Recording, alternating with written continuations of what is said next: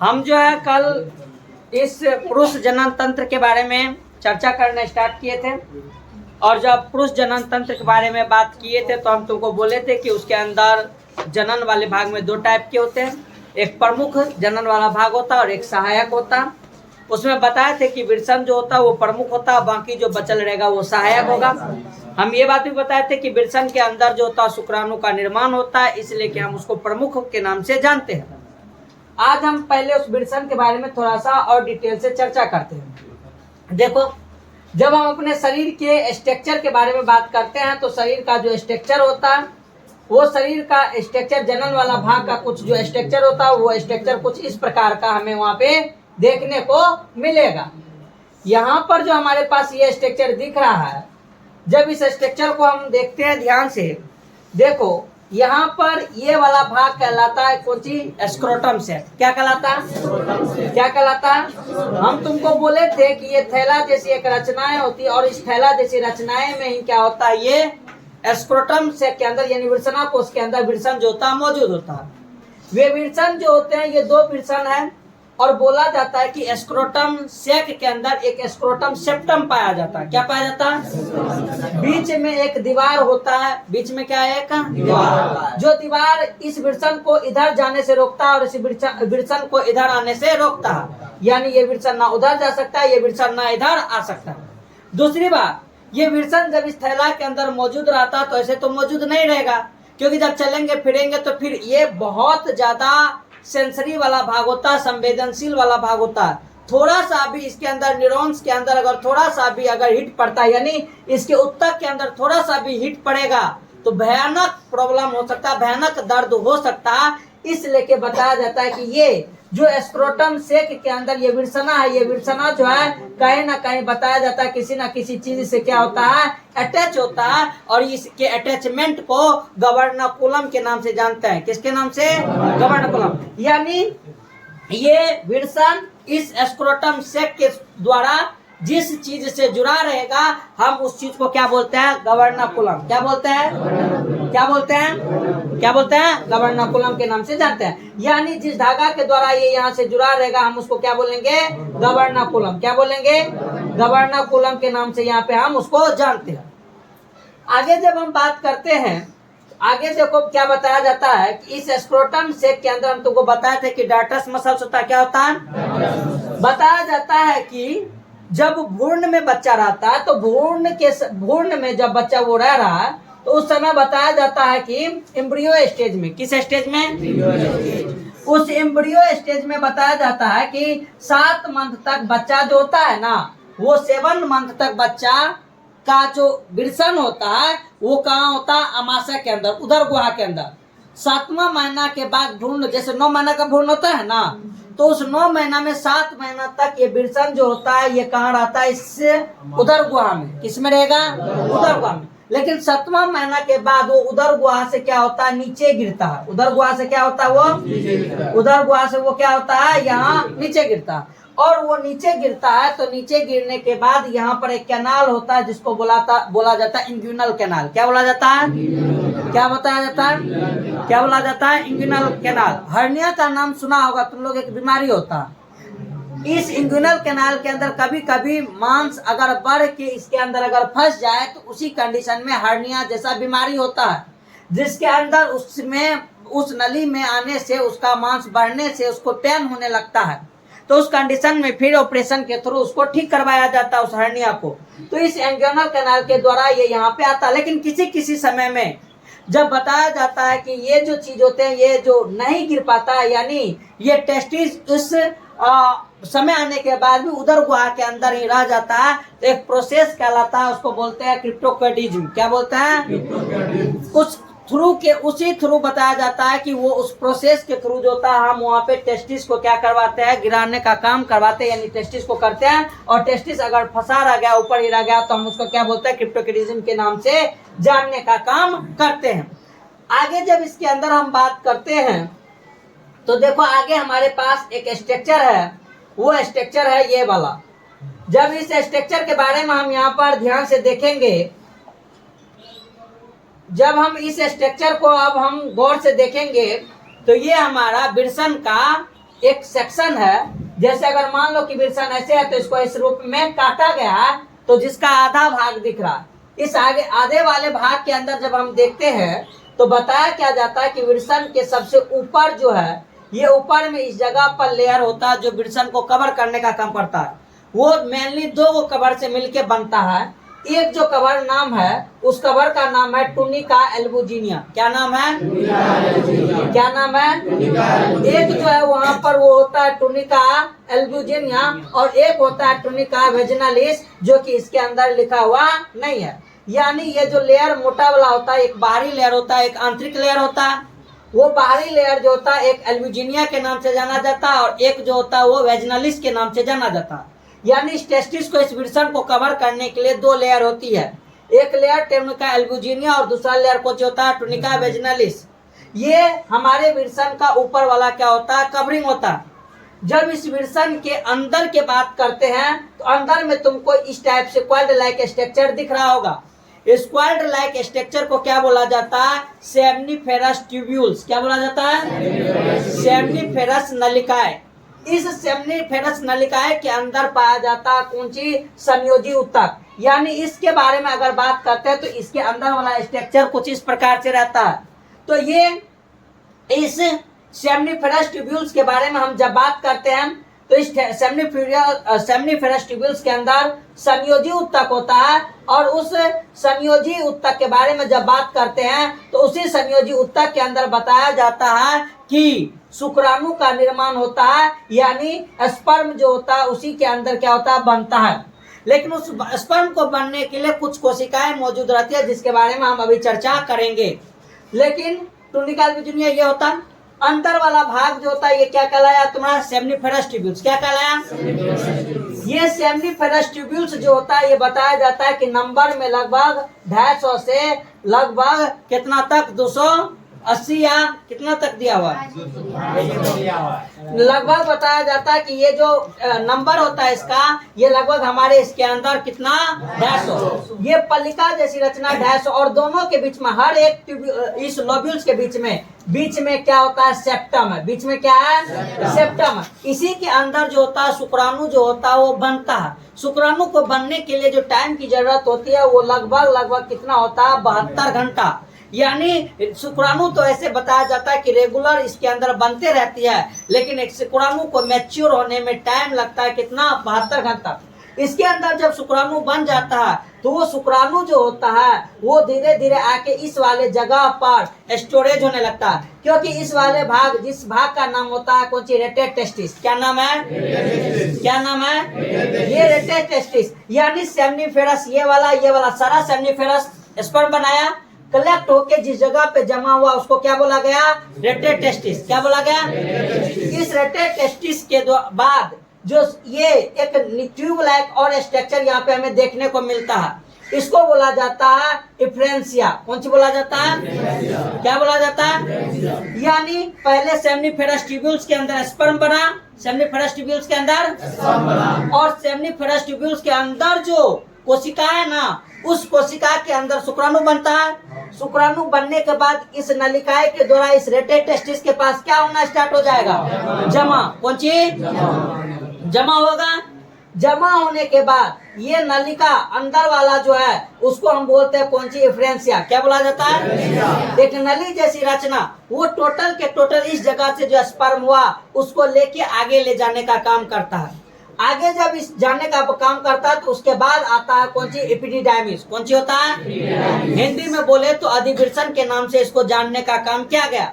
तो फिर यहाँ से इफ्रेंसिया से ये अधिविल्सन में जाता है। अधिविल्सन भी जो होता है वो टेस्टिस को कवर करने का काम करता है। टेस्टिस को ये वाला तो एक कवर बतवे किए थे, वेजिनालिस और टुनिका एल्बुजिनिया के द्वारा कवर करता, लेकिन इस साइड से पूरा का पूरा ये एपिडाइमिस का जो भाग है, ये एपिडाइमिस के भाग इस चीज को क्या करने का काम कर रहा? प्रोटेक्शन देने का काम कर रहा।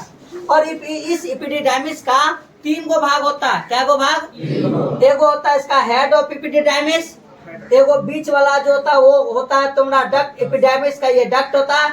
एक केडुआ के नाम से जाना जाता है। किसके नाम से जाना जाता है? और एगो जो होता है नीचे वाला उसको बोला जाता है टेल। क्या बोला जाता है? तो ये एपिडाइमिस का भाग है। इस एपिडाइमिस के भाग में ही स्पर्म कुछ टाइम तक रुकता है और अपने आप को और ज्यादा परिपक्व करने का काम करता है और ज्यादा मैच्योर करने का काम करता है।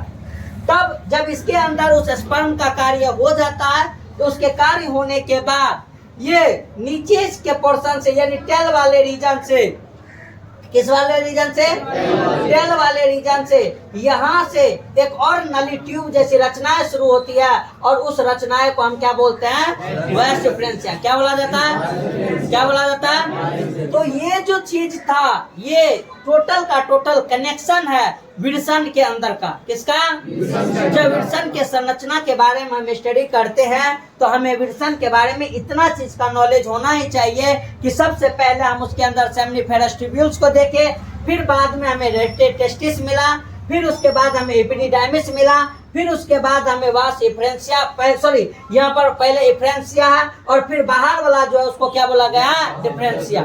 क्या बोला गया? अंदर वाला को वास इफ्रेंसिया के नाम से जाना जाता है और बाहर वाला को वास डिफरेंशिया के नाम से हम जानने का काम करते हैं। तो चलो अब जब हम इसको बुक के साथ एक बार कनेक्शन करने का काम करते हैं तो हम कल ये बात बताए थे कि उसके अंदर कौन सी होता है, विल्सन पलिका। कौन सी होता है? अब इस विल्सन पलिका के अंदर क्या बोला जाता है कि लेकर 3 अट्टी कुंडलित, कितना, 3 अट्टी कुंडलित शुक्रजनक नलिकाएं देखने को मिलता है। क्या मिलता है? वो जो अभी हम उसके अंदर देखे थे कुछ इस प्रकार का नलिका था ना, जिसको हम सेमिनिफेरस ट्यूब्यूल्स के नाम से जानते हैं।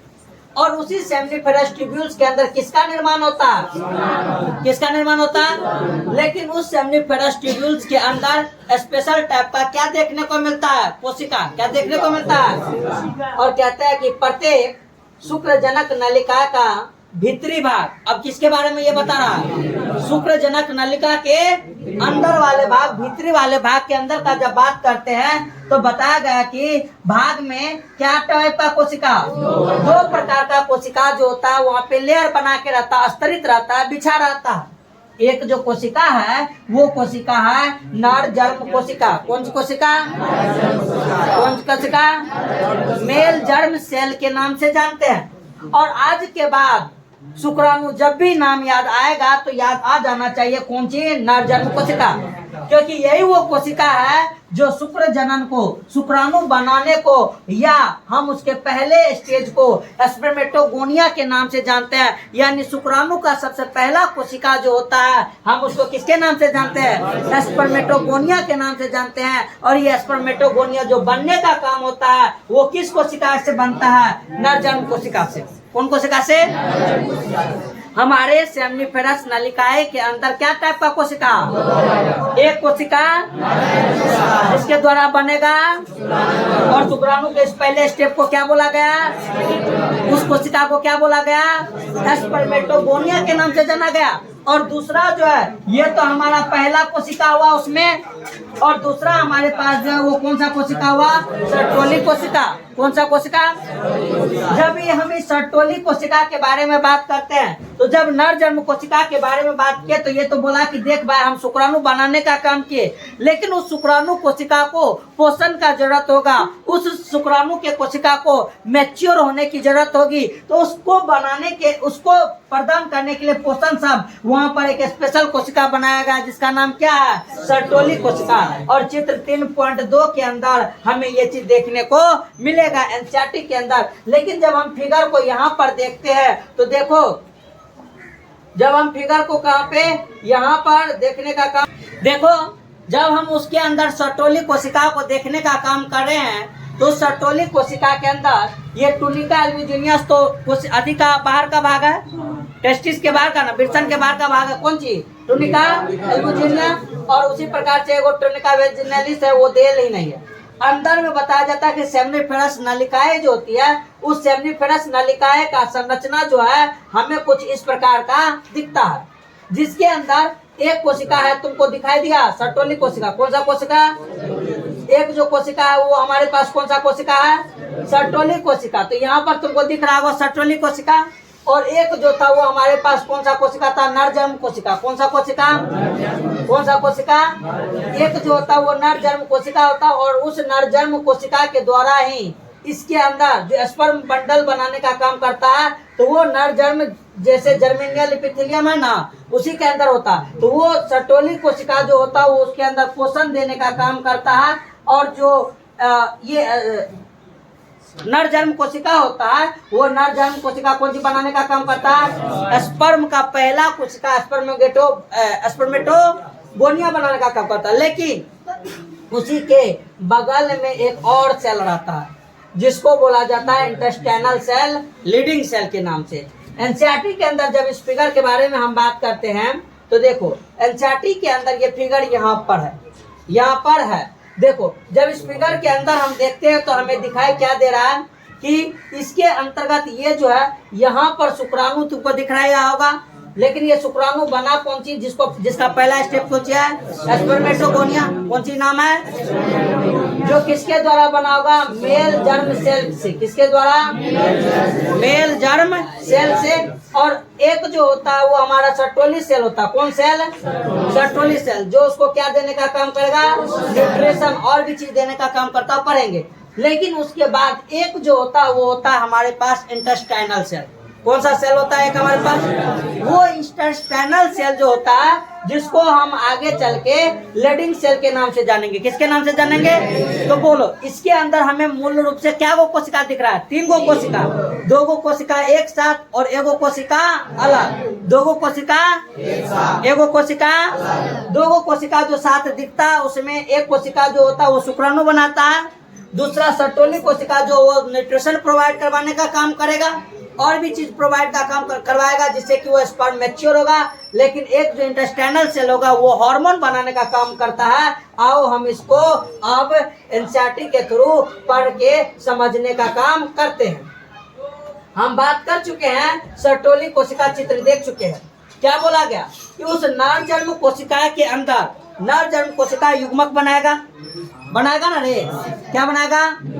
तो वहां पर स्पर्मेटोगोनिया जो है वो स्टार्टिंग में 2n में रहता है। किस में रहता है? किस में रहता है? यानी एक कोशिका के रूप में है, 2n में युग्मक बनेगा। उसके अंदर बोला अर्धसूत्रण होगा कि नहीं होगा? होगा ना। तो अब उसके अंदर क्या होता है? अर्धसूत्रण विभाजन के फलस्वरूप उसके अंदर क्या बनता है? शुक्राणु। लेकिन इसका स्टेप क्या है, ये स्टेप के बारे में हम तुमको बताएंगे। फिलहाल एनसीईआरटी को देखते हैं। तो वो शुक्राणु का निर्माण करता है। यहीं तक नहीं, बताया जाता है कि सर्टोली कोशिकाएं जो होती है उस जर्म कोशिकाओं को पोषण प्रदान करने का काम करता है। सर्टोली कोशिका कहता है कि देख भाई, हम तुमको भोजन देने के लिए तैयार है, लेकिन तू शुक्राणु का निर्माण करते चला जा। और फिर बोला गया कि उसी शुक्रजनक नलिका के एक बाहरी क्षेत्र में एक और कोशिका होता है जिसको हम क्या बोलते हैं? एक जगह होता है पहले, उसको बोला गया अंतरली अवकाश, जिसको हम इंटरस्टिशियल स्पेस के नाम से जानते हैं। किसके नाम से? अभी जो इंटरस्टिशियल कोशिका देखे ना, वो उसी जगह में, यानी क्या बोला गया? वो जो नलिका है ना, नलिका के अंदर ही थोड़ा सा जगह होता है, उसी बाहरी वाला जगह पर एक जगह खाली स्थान पाया जाता है, जिस खाली स्थान को अंतराली अवकाश के नाम से जानते हैं। और इसी अंतराली अवकाश के अंदर इनमें छोटी छोटी कौन सी होती है? रुधिर वाहिका। देखो टेस्टिस के अंदर इग्यूनल कैनाल के द्वारा जब टेस्टिस नीचे गिरता है ना, उसके साथ साथ ऊपर से ही क्या आने का काम करता है? वहां पर बताया जाता है कि धमनी और शिराएं जो होती है, वो धमनी और शिराएं भी उस टेस्टिस में आके जुड़ता है। क्योंकि हमारे उस टेस्टिस को पोषण का जरूरत होगा तो उसके अंदर रक्त तो आना जरूरी है, क्योंकि ऊर्जा जो बनाएगा तो ऊर्जा के लिए ऑक्सीजन का जरूरी है। और ऑक्सीजन आता है किसके द्वारा? रक्त के द्वारा। तो उसके अंदर शिरा धमनी तो होना जरूरी है। तो शिरा धमनी और तंत्रिका भी मौजूद होता है, इसलिए के सेंसिटिव भाग होता है, थोड़ा सा भी असर आता है तो भयानक दिक्कत आने लगता है। तो उस क्या बताया जाता है कि उसकी छोटी रुधिर वाहिका और रहता है अंतराली कोशिकाएं के नाम से हम उसको जानते हैं, जो इंटरस्टिशियल सेल है उसी जगह पे पाया जाता है। और इसी का दूसरा नाम कौन सी है? लीडिंग कोशिका। कौन कोशिका? कौन कोशिका? जब इस अंतराली कोशिका या लीडिंग कोशिका के बारे में बात करते हैं, जो कि वही फिगर के अंदर देखने को मिला है, तो कहते हैं कि लीडिंग कोशिकाएं पुंजन, ये हार्मोन एक है, जिस हार्मोन का नाम क्या है? एंड्रोजन। कौन? मेल हार्मोन जो होता है कौन चीज? मेल हार्मोन जो टेस्टिस से निकलता है, वो हार्मोन का नाम क्या है? क्या नाम है? क्वेश्चन पूछता है और बोला क्या गया है कि यही एंड्रोजन नामक विरसन वाला हार्मोन उस सेल के द्वारा, किस सेल के द्वारा? लीडिंग का संश्लेषण और क्या होता है? स्रावित, यानी बनाने का भी काम करता है लीडिंग कोशिका इस पुंजन को, एंड्रोजन को, और सिक्रेशन करवाने का काम भी करता है। यानी ये कोशिका, कौन कोशिका? वो एंड्रोजन हार्मोन को बनाया और बनने के बाद उस एंड्रोजन हार्मोन को कहता जा तू जी ले अपना जिंदगी, और जहां पर काम है तुमको वहां पे तू अपना काम कर ले। तो उसके लिए बताया जाता है कि संश्लेषित और स्रावित करती है। यहाँ पर कुछ अन्य कोशिकाएं भी बताया जाता है कि मौजूद होता है उसके अंदर, टेस्टिस के अंदर, जो कि उस टेस्टिस के अंदर उसके इम्यूनिटी को बूस्ट करने का काम करता है, उसके प्रतिरक्षात्मक कार्य की क्षमता को बढ़ाने का काम करता है, ताकि वो बनने वाला जो कोशिका है उस कोशिका के अंदर ज्यादा तबाही ना आए, वो बेहतर ढंग से रहे। तो ये अभी जो हम लोग पढ़े हैं ये उसके अंदर, कौन सी के अंदर? सेमिनिफेरस ट्यूब्यूल्स के अंदर का बात पढ़े हैं। अब जो हमारे पास है, अब फिर हमारे पास उस स्ट्रक्चर के बारे में है कि जब हम उस पुरुष लिंग के अंदर सहायक नलिकाओं के बारे में बात करते हैं, तो इस सहायक नलिकाओं के अंतर्गत जो अब उस विरसन के अंदर बनने वाले शुक्राणु को ढो के ले जाने का काम करेगा, तो उसके अंदर पहला क्या है? अभी देखे थे ना, रेटेड टेस्टिस जिसको बोले थे। फिर है शुक्रवाहिका, वासिफ्रेंसिया, अधिविरसन, एपिडिडाइमिस, शुक्रवाहक, वास डिफरेंशिया, ये सब पढ़े थे ना अभी। तो उस स्ट्रक्चर को जब हम देखेंगे ध्यान से, तो उसके अंदर ये वाली सारी चीजें हमें देखने को मिलता है। या अगर हम एनसीईआरटी के अंदर फिगर नंबर 3.1 को देखेंगे, जो तुम्हें बुक में दिख रहा होगा, वहां पर देखो जो जो अभी पढ़े थे वो सारा का सारा स्ट्रक्चर वहां पे मौजूद है। ठीक, अब जब आगे बात करते हैं तो देखो क्या लिखा हुआ है कि विरसन की शुक्रजनक नलिका, विरसन नलिकाओं के माध्यम से पहली बात किसके अंदर खुलेगा? शुक्रवाहिका के अंदर खुलेगा। और यह शुक्रवाहिका, हाँ, नलिका को ही वाहिका बोला गया है, तो यह शुक्र नलिका या वाहिका विरसन से चलकर फिर किस में खुलेगा? अधिविरसन में। फिर बोला गया जो प्रत्येक विरसन के पश्च यानी पीछे वाले सतह पे मौजूद होती है, और यह उस अधिविरसन वाहक की ओर बढ़ते हुए उदर की ऊपर से और मूत्राशय के ऊपर से एक लूप का मतलब घेरते हुए, कवरिंग बनाते हुए, यह कहाँ पे आ जाता है? शुक्राशय। शुक्राशय एक वाहिनी आती है और मूत्र मार्ग में फिर वो क्या होता है? रसखलन है, यानी वो केमिकल जो होता है, वो शुक्राणु जो होता है वो वहाँ पे मौजूद हो जाता है और वाहिनी के रूप में वो खुलती है, जो कि चित्र 3.1 में दिया गया है।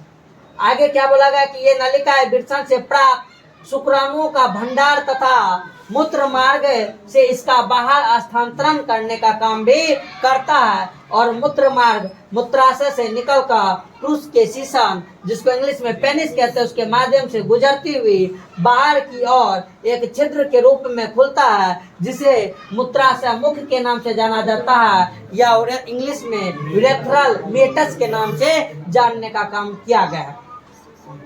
चलो पहले हम इतना चीज को हम समझने का काम करते हैं।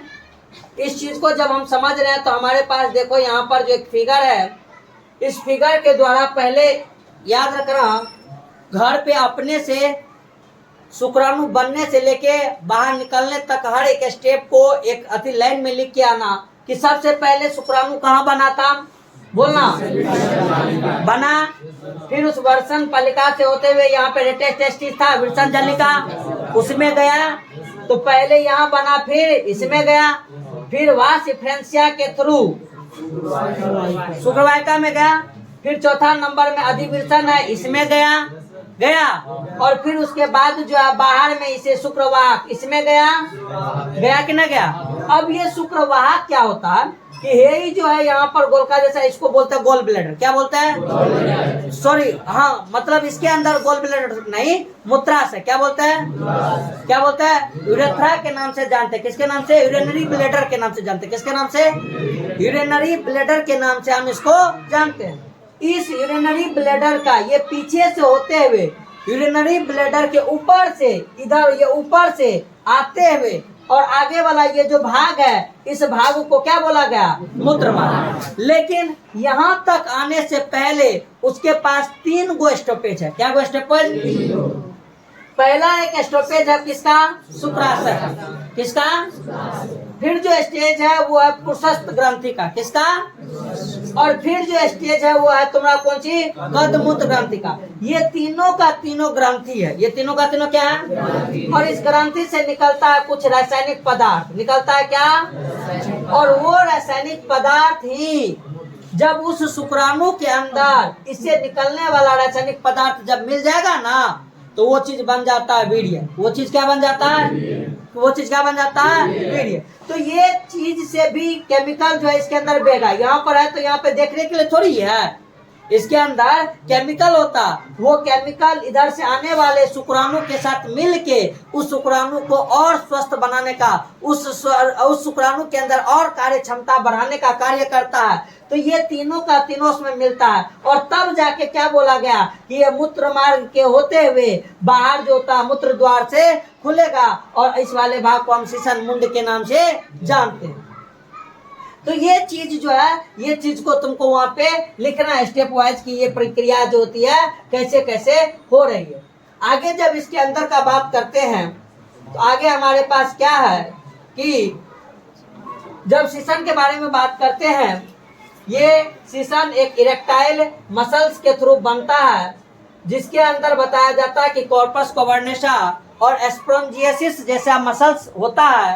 कैवर्नोसा और स्पोंजियोसिस जैसा मसल इसके अंदर पहले तो बताया जाता है कि नॉर्मल कंडीशन में रहने का काम करता है, लेकिन रक्त के आने के बाद इसके अंदर इरेक्टाइल होने का गुण भी मौजूद होता है। और इरेक्टाइल होने का गुण इसलिए है क्योंकि इसके अंदर इरेक्टाइल टिश्यू को देखने का काम किया गया है, जिसके कारण बताया जाता है कि उसके अंदर मांसल में मजबूती आता है। जब हमारे दिमाग के अंदर ऐसा कोई भी भावना संभोग के लिए उत्पन्न होता है, तो संभोग के उत्पन्न होने के कारण ही उसके अंदर ब्लड का, उसके अंदर जो धमनी और शिरा है उसके थ्रू ब्लड जो होता है उसके अंदर जाता है, जिसके कारण उसके अंदर एकनेस आ जाता है और इरेक्टाइल हो जाता है। तो वैसी के बारे में बोला गया कि जब शीशन के बारे में बात करते हैं तो ये पुरुष के बाहरी जनन इंद्रियां हैं, यानी ये पुरुष के आउटर साइड जो होता है शरीर के बाहर वाले भाग में मौजूद होता है, जिसको कि 3.1 और वो दोनों में हम देखने का काम कर सकते हैं। ये एक विशेष प्रकार के उत्तक के द्वारा बना होता है, और जब उसके अंदर उस उत्तक के अंदर घर्षण की क्रियाएं होती है, तो उस घर्षण के क्रियाएं के द्वारा, उस इरेक्शन के द्वारा ही बताया जाता है कि उसके अंदर इरेक्शन जैसी भावनाएं देखने को मिलता है। और उस इरेक्शन जैसी भावनाएं के कारण ही उसके अंदर से क्या आता है? वीर्य सेचन।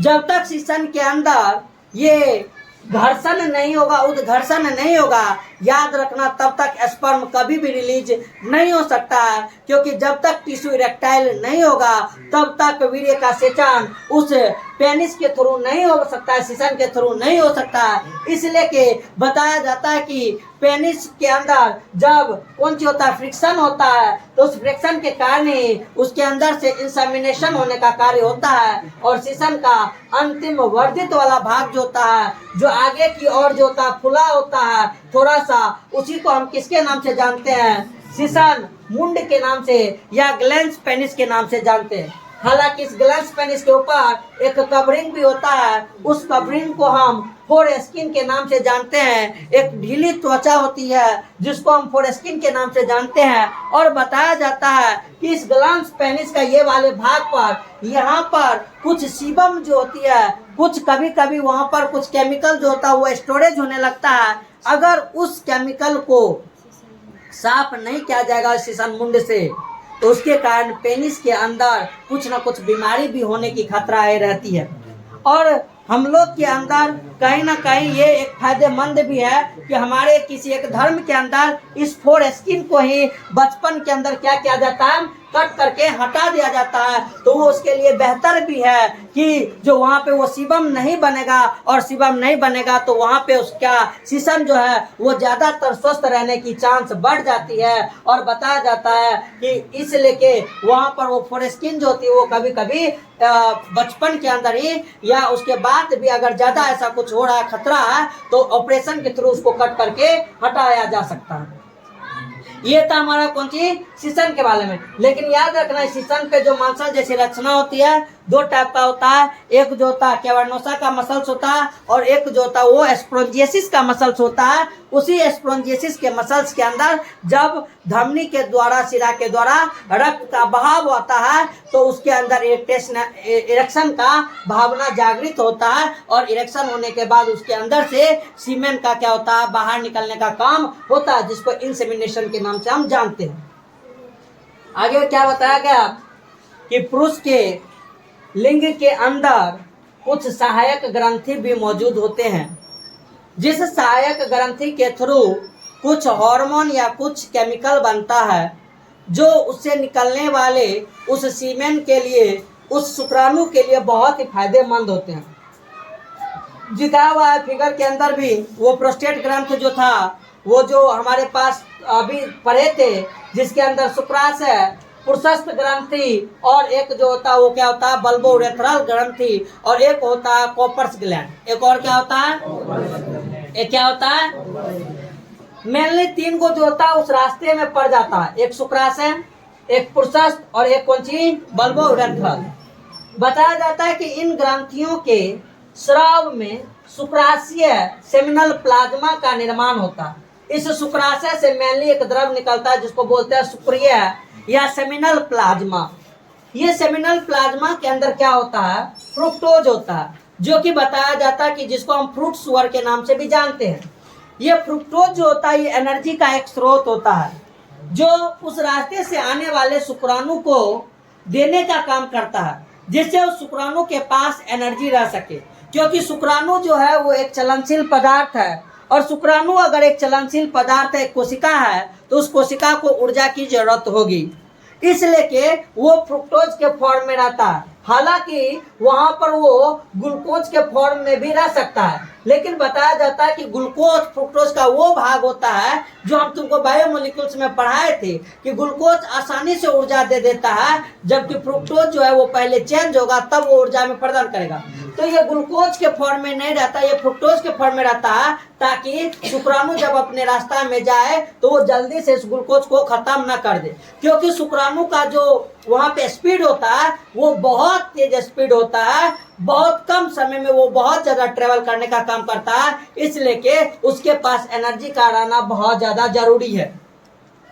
इसलिए कि बताया जाता है कि उसके अंदर, उस फ्लूइड के अंदर, द्रव के अंदर फ्रुक्टोज होता है, कैल्शियम होता है जो उस कोशिका के लिए जरूरी होता है, कुछ मात्रा में बताया जाता है कि एंजाइम होता है जो उसको रास्ता में या उसके ऊपर उसके ऊपर एक एंजाइमेटिक काम करता है, तो उससे वो भरपूर रहता है। कौन चीज, तो ये कौन सीमेन वाला यानी शुक्राशय या सेमिनल प्लाज्मा के अंदर ये चीज मौजूद रहता है। लास्ट में बताया जाता है कि एक जो बल्बोरेथ्रल ग्रंथि होता है, ये बल्बोरेथ्रल ग्रंथि बड़ा काम का चीज है। जब बताया जाता है कि मैथुन की क्रियाएं होती है, जब संभोग की क्रियाएं होती है, उस दौरान मनुष्य के अंदर देखना, खास करके नर के अंदर, कि इस वाले रास्ता को क्या बोला गया, मूत्र मार्ग, यानी ये मूत्र का भी मार्ग है और सीमेन का भी मार्ग है, दोनों का मार्ग एक ही है। अब जब इस मूत्र मार्ग के थ्रू किसका बाहर निकलना होता है, यूरिया का। किसका बाहर निकलना होता है, यूरिया। यानी जब हम यूरिनेशन का काम करते हैं तो उस यूरिनेशन के दौरान इस नाली से तुम्हें लोग बताओ, यूरिया जो होता है वो एक अम्लीय पदार्थ है, क्या है, और बड़ा खराब चीज होता है। यानी कहने का मतलब बहुत जल्दी किसी को नष्ट करने का, किसी के कोशिका को खत्म करने का उसके अंदर पावर होता है। तो अब मान लो कि अगर यूरिनेशन किया और उस यूरिनेशन के कुछ देर के बाद अगर मैथुन की क्रियाएं हो रही है, तो इस नली के अंदर तो अभी यूरिया वाला मात्रा है ही, यूरिया वाला मात्रा, अम्लीय वाला मात्रा है ही। अब उसी रास्ता से अगर सीमेन का निकास होगा, सीमेन जो बाहर निकलेगा, तो उस यूरिया के का साथ उस सीमेंट का जब रिएक्शन होगा तो बोलो वो कोशिकाएं जो है, वीर्य जो है वो नष्ट होगा कि नहीं होगा? तो फिर उस कोशिका का रहना कोई बड़ी बात नहीं होगा, वो कोशिका खत्म हो जाएगा। तो इसलिए के इस नली के अंदर इसी के आसपास ग्रंथि रहता है, जिस ग्रंथि का नाम क्या है? बल्बोरेथ्रल ग्रंथि। कौन ग्रंथि? जिसके अंदर से क्षारीय पदार्थ निकलता है। कौन सा पदार्थ? और इस वाले भाग को क्या कर देता है वो क्षारीय पदार्थ, कि इसके अंदर जो अम्लीय वाला पदार्थ रहेगा वो क्षारीय वाला पदार्थ निकाल के उस नली को उदासीन बना देगा। क्या बना देगा? और उस उदासीन होने के बाद वहां पर फिर जो सीमेंट निकलेगा वो सीमेंट क्या करेगा? फायदेमंद रहेगा, निषेचन के योग रहेगा, क्रियात्मक रहेगा। तो वो बल्बोरेथ्रल ग्रंथि वहां पे कार्य करता है, वो शीशन के अंदर स्नेहन का लुब्रिकेशन का कार्य करता है। और कभी कभी बताया जाता है कि ये चीज चिपचिपा पदार्थ जो है कब, जब संभोग करने का टाइम होता है उससे पहले ये तरल पदार्थ जो होता है शीशन के थ्रू बाहर भी निकलता है, तो वो एक नोटिशन है कि आपका मूत्रमार्ग जो है उसके अंदर अम्लीयता नष्ट हो चुका है। तो उसमें वो क्या करता है? सहायक प्रदान करता है।